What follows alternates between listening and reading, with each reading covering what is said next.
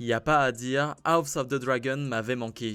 Et bonjour à toutes et à tous, on se retrouve aujourd'hui pour ma critique de l'épisode 1 de la saison 2 de House of the Dragon. Avant de parler de ce début de saison, je vais vous remettre un peu dans le contexte, ce que j'en pense de House of the Dragon saison 1 et puis ce que j'en pense en général de Game of Thrones. C'est tout simplement ma série préférée, il n'y a rien d'original dans tout ce que je dis. Et House of the Dragon, vraiment c'était une excellente surprise parce qu'après Game of Thrones, j'avais pas réellement de hype de voir d'autres séries Game of Thrones. Pour le coup, j'avais pas forcément envie de ça.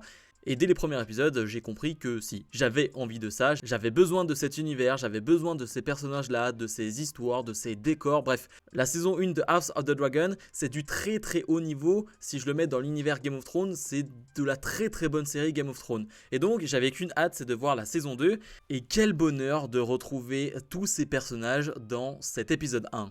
La saison 1 s'était terminée avec la mort de l'un des fils de Rhaenyra, donc Luke, si je dis pas de bêtises, tué par Aemond qui voulait pas réellement le tuer, mais Vhagar en a décidé autrement et a tué lui et son dragon. Et on reprend cette saison 2 quelques semaines après cet événement, je dirais, parce qu'on a une Rhaenyra qui est encore en deuil et qui n'a qu'une seule manière de faire le deuil, c'est de retrouver le corps justement de son fils. Et c'est ce qu'elle va faire dans cet épisode, elle va être à la recherche de ce corps et elle va finalement le retrouver. On va avoir ensuite une scène assez touchante, mais j'en parlerai après. Dans un premier temps, on est d'ailleurs du côté du mur, et oui du mur parce que on va retrouver l'un des fils de Rhaenyra, Jacaerys, qui se retrouve avec Cregan Stark pour lui demander son soutien, son appui. C'était le principe même, les fils de Rhaenyra étaient envoyés un peu partout pour avoir du soutien de certaines familles. Et il va avoir le soutien de Stark et surtout l'acteur de Cregan Stark, incroyable. J'ai regardé en VO et la voix qu'il a, le charisme, la prestance, c'est une scène de 5 minutes et on ne va pas revoir Cregan de ce que j'ai compris de la saison. Parce que de ce que j'ai compris, je ne connais pas trop l'histoire House of the Dragon, mais il va avoir une importance très très forte dans le reste des saisons et dans la suite des livres et dans la suite de House of the Dragon. Et donc on va pas le revoir dans cette saison, mais bien plus tard. Mais quel charisme, quelle prestance en 5 minutes. Ouais, il a vraiment crevé l'écran et ça, je trouve ça très fort. Mais donc, bien sûr, on va avoir le schéma habituel avec les scènes qui vont s'enchaîner entre Port-Réal, Père Dragon et autres.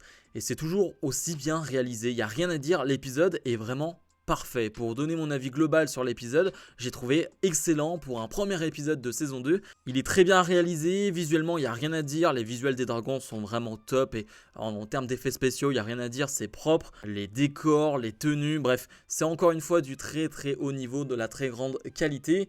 Et c'est vrai que je me faisais la réflexion à la fin du premier épisode, on en a très peu des séries comme House of the Dragon ou comme Game of Thrones à l'époque, de ce type-là, des séries à grand budget, des séries grand public entre guillemets, c'est des séries qui vont être vues par tout le monde, mais qui à la fois ont des scènes de 10 minutes où il n'y a pas de musique. C'est une simple conversation entre deux personnages dans une pièce, des chants contre chants, et on fait avancer l'histoire, le caractère de chaque personnage, simplement avec ce genre de scène, simplement avec des discussions. Je pense par exemple à la discussion entre Alicent et son père, donc Otto. C'est 5-10 minutes, mais on prend le temps de discuter, on prend le temps, et ça c'est ce que j'aime, c'est même la partie que je préfère, c'est ces côtés discussion, les côtés stratégiques, tout ce qui peut se passer, les trahisons qui peuvent arriver. Je pense bien sûr aux conseils qui sont toujours très intéressants, les conseils faits par les rois, et donc le conseil qui est dirigé par Aegon qui est le roi. Et clairement Aegon il n'est pas réellement fait pour être roi, on l'avait compris lors de la saison 1. On le comprend encore mieux dans ce début de saison, c'est pas du tout son truc et il n'est pas très doué pour ça, mais on voit une nouvelle fois les relations des personnages dans ce conseil, le pouvoir de Otto qui essaye une nouvelle fois de manipuler un peu tout le monde, Alicent qui n'a pas de pouvoir justement, qui se retrouve assez basse dans la hiérarchie du pouvoir et ça la dérange, c'est pour ça qu'on a cette conversation entre Otto et Alicent. Donc c'est tous ces jeux de pouvoir, c'est le principe même de Game of Thrones et de House of the Dragon, mais qui sont toujours très intéressants. Je voulais revenir sur une scène en particulier qui m'a vraiment très touché, je m'y attendais absolument pas à être aussi touché. Les émotions ça parle d'elles-mêmes mais tu ne contrôles pas ces émotions. Mais c'est lorsque Jacaerys va retrouver sa mère Rhaenyra qui a donc retrouvé le corps de Luke et qui l'amène chez elle. Et elle est de retour, elle fait déjà un conseil, elle arrive, elle ne dit qu'une phrase, c'est « Je veux tuer ou il faut tuer Aemond Targaryen ». Ok, et d'accord. Et ensuite, son fils va la retrouver, son fils qui revient du mur et qui lui donne un peu les informations. Et il essaye de faire bonne figure dans un premier temps, il dit ma majesté, il en parle comme si ce n'était pas sa mère. Et il craque au bout de quelques mots, il est en larmes parce que son frère est mort et elle aussi est en larmes. Et je trouve que la scène elle est déchirante, elle est poignante et je trouve que les deux jouent très bien. L'acteur qui joue Jesse Harris à ce moment-là joue vraiment très bien et j'y crois à cette interaction, j'y crois à cette émotion et surtout j'y crois à cette scène. Le côté je veux être sérieux, je veux montrer ma force, ma puissance, mais je n'y arrive pas parce que ma détresse est trop grande, parce que ma peine est trop grande, j'ai perdu mon frère et je n'arrive pas à surpasser ça. Et j'ai trouvé cette scène assez gigantesque. Ce que j'aime aussi dans cet épisode, c'est la menace de Vhagar. Vhagar qui va contrôler un peu toute la zone et Port-Réal. C'est lui qui protège Port-Réal, hein, clairement, des assauts des dragons de Rhaenyra et autres et de Daemon. Et donc, ils ne peuvent rien faire. En tout cas, à ce moment-là, on est dans une espèce de guerre figée. Et à la fois, on peut même pas réellement appeler ça une guerre. Parce qu'il n'y a pas réellement de combat, il n'y a pas réellement de combat naval ou même dans les airs, on est dans une position d'attente, de savoir qui va faire le premier pas, qui va faire un faux pas justement et qui va pouvoir attaquer et contre-attaquer. C'est ça qui est intéressant. On a une espèce de blocus en mer qui est fait, mais ça ne va pas plus loin. On essaye de faire en sorte que du côté de Port-Réal, on soit amoindri, etc. Mais on n'est pas dans du combat pur, on n'est pas sur de la grosse baston pour le moment. Et c'est intéressant, parce que lorsque Daemon va entendre que Rhaenyra veut simplement la mort de Aemond, eh bien il va aller du côté de Port-Réal et va payer 2 hommes qui vont pouvoir entrer à l'intérieur du château et justement tuer Aemond. Et ce qui est intéressant sur cette scène, c'est que je n'avais pas compris cela, mais j'ai dû revoir la scène parce que c'était pas très clair, mais en fait ça l'est. J'ai sûrement été un peu distrait sur cette scène-là et un peu bête aussi, il faut le dire.